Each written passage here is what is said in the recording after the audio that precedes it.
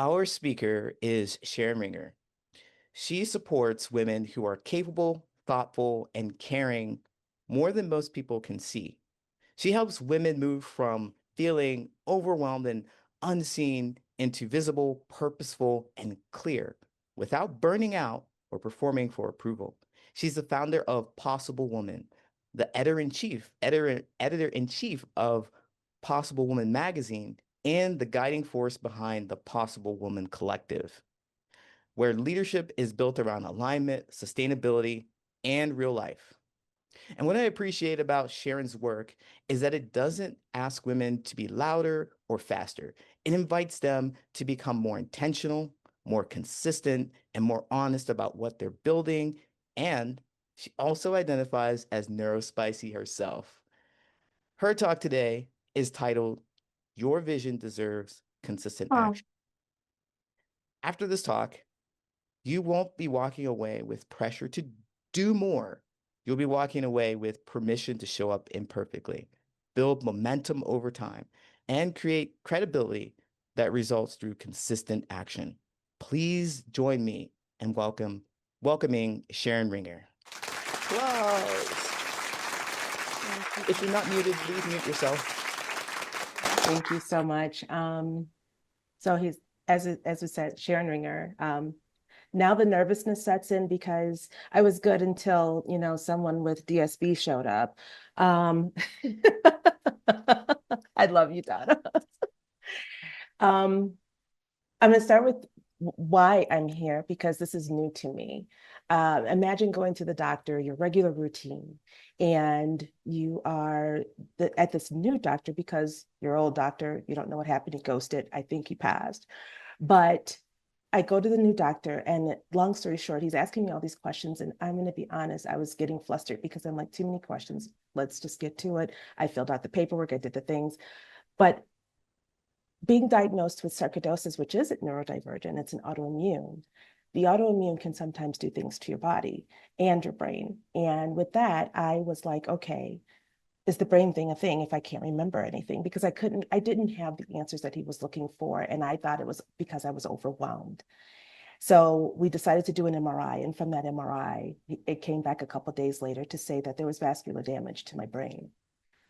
To navigate that space was something that has been a journey for the past year and a half. And I had to learn a lot about what being neurodivergent was, and didn't even know it had a name until maybe about 5 months ago. But at the same time, it's like, how do I get through this? It's like, I've just had a grandbaby at that time. And then I just had another grandson born 3 months ago. And all I could think of was, I don't want to forget who they are. And I had to embrace what was happening, because according to medical science, there is no cure. But my faith and the fact that I know that there are holistic things that I can do to improve it can make the longevity of my life a lot better. But in the process, I was relieved to know why I was forgetting things, why I was walking into a room and forgetting why I was even there. And because everyone said, oh, it's just you're getting more mature, because I'm not getting old. So all of that to say, I had to step back and figure out, how can I not only still be present in my family's life, but also in my business, and I literally hid behind this for so long because I was afraid to tell anyone that this was happening. And then I started seeing that there are people that are having similar situations, and they were navigating business very well. And so with that, I was like, okay, what does this look like to be neurodivergent and to be, to have this damage, and what they call damage, which I call a gift, because I'm more productive now than I've ever been. I get way more stuff accomplished. And I find that the structure has definitely helped me a lot. And that's what it turned into, because they tend to say that, oh, ADD, ADHD, which my son is ADHD, my husband's ADD, and I think my other son is too. So it's like all of these things, it's like we're told we do get overwhelmed, we overthink. When in all actuality, we're actually very creative. We do overprocess sometimes. And then we take on so much because of the spinning that goes on in the mind, in the brain, that that's where the overwhelm comes from. So I really wanted to hone in on, especially because I do cater to a lot of very high achieving women. Um, how do we not walk into this overwhelm? So when I met Coach Lee and started hearing everything, it was just like light bulb moment of everything that I have learned has been monumental, not just for someone like myself or you, but for everyone, because it's something that we don't hone in on. We just go because we're not taught how to do business, let alone anything else. So at the end of the time, I'm actually going to share a framework that I learned from that really helped me. But it's like I want to make sure that you understand the myths that we're being told, the lies that we're being said, they're all false, because it's like he called me neurospicy. I guess I'll take that. I didn't even know that was a thing. But it's like, how do we encapsulate everything that we have going on and balance it out? Because balance is a fallacy. So I like the oxymoron right there. It's balance isn't real. We have to work in the space that we have. So I learned how to remember to take notes, or to not take on so much, to make sure I get rest and all of the things. And it's like, it's one of those where it's like, I feel like we take so much for granted that we don't step back to see what's actually very easy to do. We just have to create systems. And if I don't leave you with anything else, it's creating systems that work for you. Even with what I share with you today, it's only a blueprint or a template to work from. It's not something that is going to be a one and done. So realizing that, like I talked about, your personal stuff. I talk, and you'll get this, but I'm going to talk from this now. Making sure you get enough rest. That was the big thing for me, because I can always tell when I've worked. I'm that person that can work from sun up to sundown and then the next day. Like I literally have done like 18-hour days before. I used to be an event planner, and that's what I would do. I would literally work straight through. My husband would go to bed and get up for work the next day. And he's like, "Are you still up?" And it's like, we don't realize that those exercises that we do like that, because it's still an exercise, whether it's a positive or a negative, those exercises are what can actually make it worse for us over time. So making sure that you get the ample amount of sleep between the 6 and the 8 hours, right? So it's like, and then making sure the personal care is not something that is just, we say that's cliche. Oh, self-care is the new health care and the new wealth care. No, self-care is mandatory. And I'm not talking going to get your nails done. I don't do it.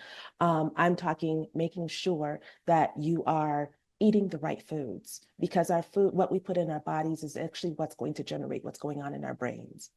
So, and this was hard for me, because especially we did 5 years of traveling, where we were snowbirds and we were eating out all the time, and I could tell the brain fog was there, and I couldn't stay focused. I couldn't get enough rest. I was always fatigued.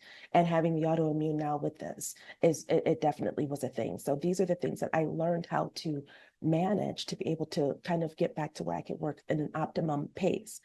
Um, Spending time with your loved ones is huge, because those are the things that feed you, to make sure that you are actually um, keeping emotional balance and letting go of the toxicity, even with those that you love. For me, that was hard, but it's like making sure that you're not allowing negative actions, negative ideas, negative activities, negative words. And the thing is, you can still be around these people, but you make sure that you keep that. You choose how to receive it, and know that it's not about you. So there was a lot of mindset work that goes into that too. So that's the other piece that I wanted to share.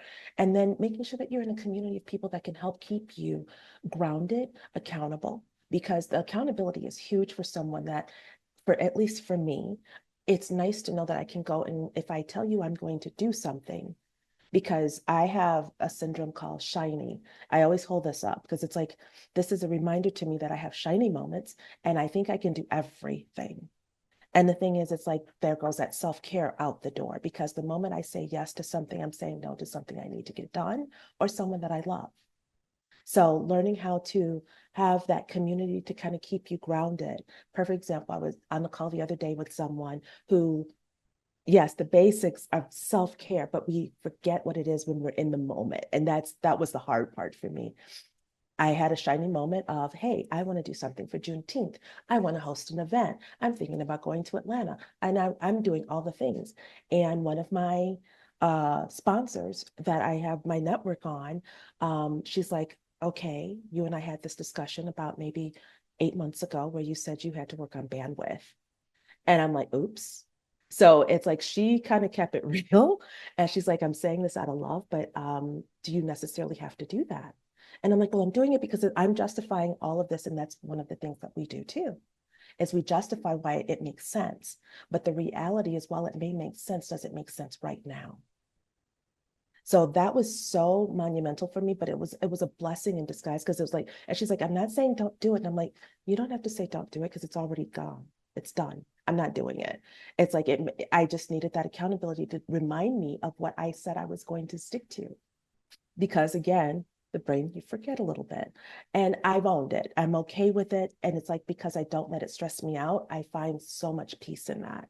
So those are the things that I feel like are those are the non-negotiables, and that is approximately 90 hours of your week, because we get 168 hours in our week. So now I have to figure out what do I do with the other 78 hours? Because I do have my business, and my business has so many facets to it that I get overwhelmed really fast because I'm trying to do 100 million things. So I started looking at different ways of how I could manage that. And I broke it down into like little categories. And so One what I tell minute. you is 1 minute. Okay, so there's business management, business growth, business development, strategic thinking, and personal development. And then you throw in white space buffer, and you'll get the sheet to show you. And there's so many hours a week that you should do with that. And so I've learned how to time block that and be able to kind of create that space so that I at least know what I'm going to be doing on any given day. So with that, I hope that helps. I was trying to figure out how could I like present this in such a way that you would be able to still receive it, but understand where I'm coming from, because it's like I said, I just learned I'm neurodivergent, and a lot of people don't even know this yet. So you are kind of the first crowd that I've actually shared this entire story with.